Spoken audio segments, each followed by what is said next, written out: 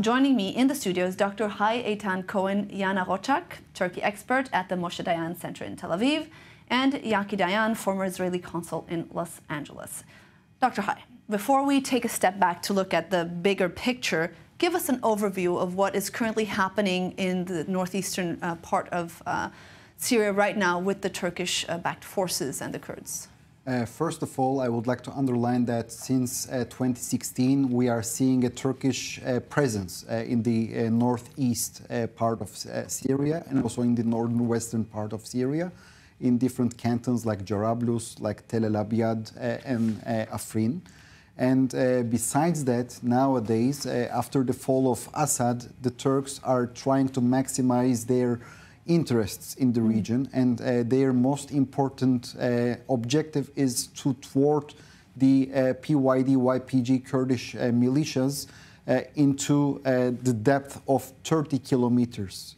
Okay, they want them out from the entire border area, and therefore nowadays they are threatening to launch a new military operation against two different locations.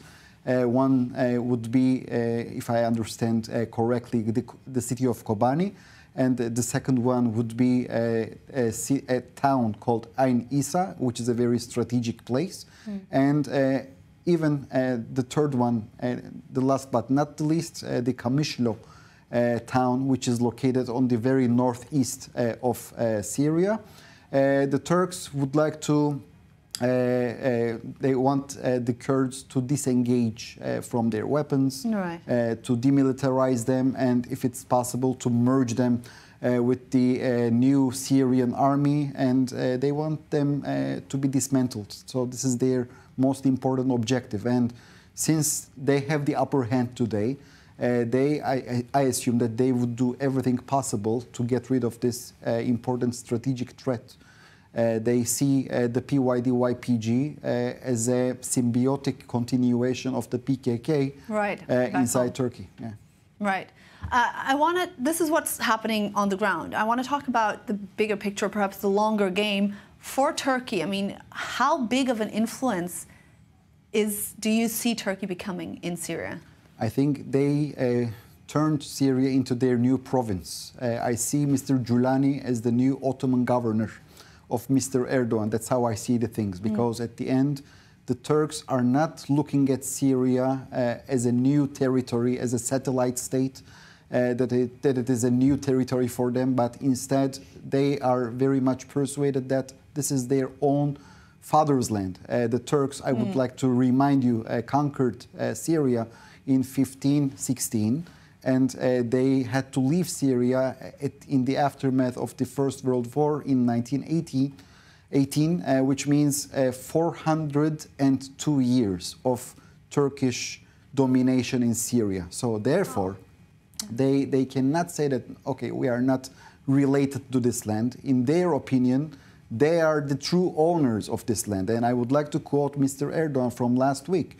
He said, if the First World War ended in a different direction, which means that if the Ottomans could win the war, so all of the Syrian provinces like Damascus, like Idlib, like Aleppo, they would be considered as Turkish provinces today. That's what he said. And he also said that Turkey is bigger than Turkey, that you cannot limit Turkey within the boundaries of today's Turkey. So what do you understand from that?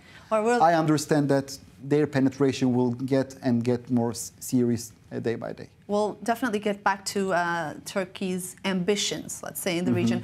I just want to bring you in here, Yaki, and ask, for Israel, what is the potential consequence, or what does it mean to have Turkish growing influence right across the border in Syria? So there are two very important points. I mean, wherever we see the involvement of Turkey and Qatar, those are bad news for Israel, because this is trying to spread the Islamic Brotherhood ideology. We have a big problem with Erdogan, definitely, and seeing him on the border with Israel, this is bad news. Turkey today is the new Iran, I would say. Iran was a tiger paper. I would say they have been defeated with their proxies. And what we see is that Erdogan is trying to regain power. And this is bad news, as I said, both him and Qatari's penetration. The second point which should be stressed is that Israel sees the Kurds as their, I would say, as potential friends. They are friends, or at least some of the Kurds. We cannot say about all the Kurds. And what Turkey is trying to do now is trying to eliminate the Kurds. And we hear Trump. I mean, and this is the biggest problem, because the first statement by Trump was that the US has no interest in Syria whatsoever. And the second point by Trump was that Erdogan promised him not to do anything to the Kurds. He doesn't know whether he's going to fulfill this promise, yes or no, but Erdogan is a good friend of his. So here we don't have the US supporting the vision of how we see the new Middle East. And this, I would say, is the second problem. The combination between Turkey's and Qatari's penetration into Syria, and the fact that Trump is not seeing the full picture of the new Middle East and Syria's position in it. And speaking to that, Syria, of course, has been famously relatively secular, especially compared to Turkey. Yeah.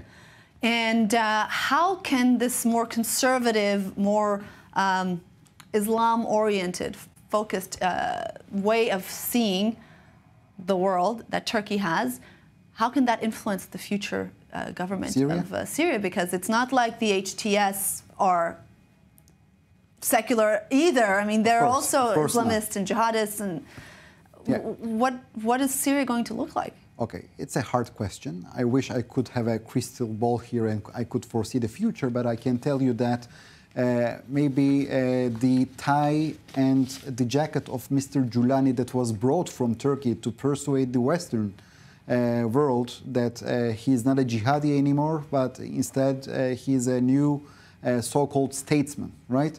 Maybe we should look at these kind of signs that Turkey is trying to pump in this picture of Syria. And I believe that Mr. Erdogan also does not want a Sharia state also in his country and also in Syria. He believes in a very conservative kind of an Islam that also in Turkey and also in Syria that would be observed.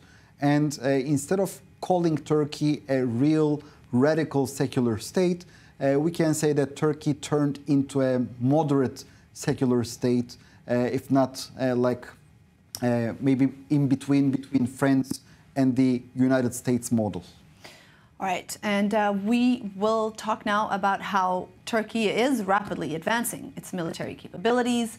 The country's defense ministry announced last week that it's building 31 naval ships, including an aircraft carrier and a destroyer, which are expected to meet the needs of the military for the coming decades. Now, since taking power in 2002, President Erdogan has accelerated several defense industry projects and focused on military advancements to spread its influence in the Middle East and North Africa. Still with me in the studio is Dr. Eytan Cohen, Yanarocak, and Yaki Dayan. We talked about this, of course, Turkey's ambitions in Syria. What about wider in the region and in North Africa? Would you like to start? You're the expert to Turkey, but I'll let you. But as you wish. Okay. Let's go. Okay. Hi. So when we are looking at the map, we are seeing Turkish presence in Western Libya, in Cyprus, in Syria, in Iraq, and also some other regions where NATO asked Turkey to be present. So when we are, and also let us not forget Somalia.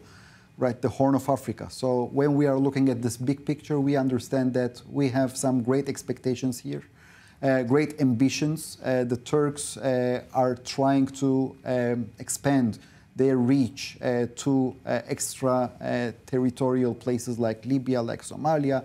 So if they want to have this presence, a military presence, and they want to impose their will, so definitely it would be carried out with this kind of an ambitious fleet.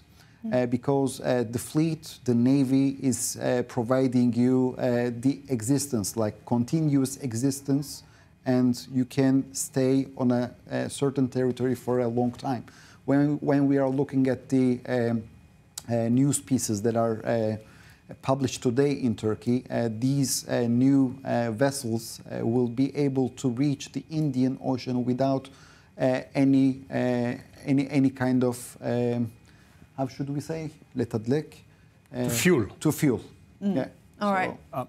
Yes. You know, I would say that Erdogan, as was mentioned by the doctor here, that Erdogan sees himself as the new sultan.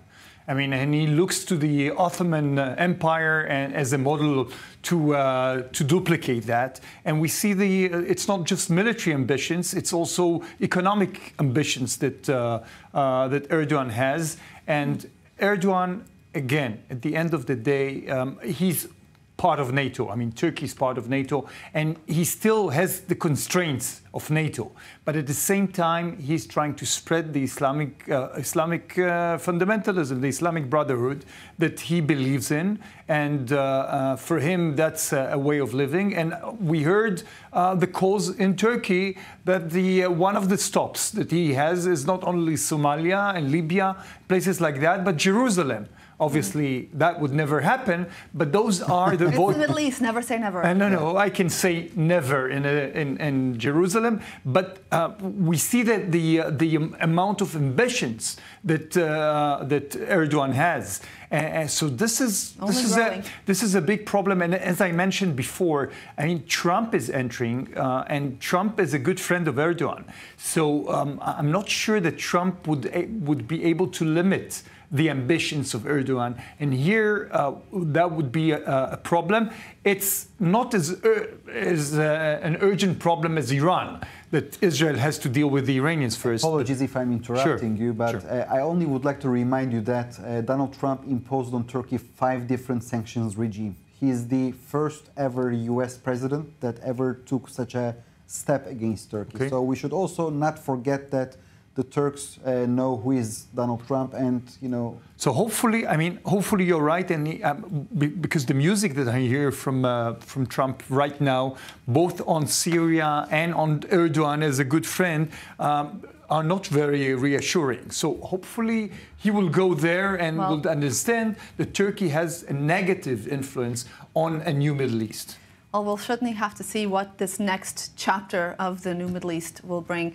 Dr. Eytan Cohen, Yanarocak, thank you so much, and Yaki Dayan, thank you so much.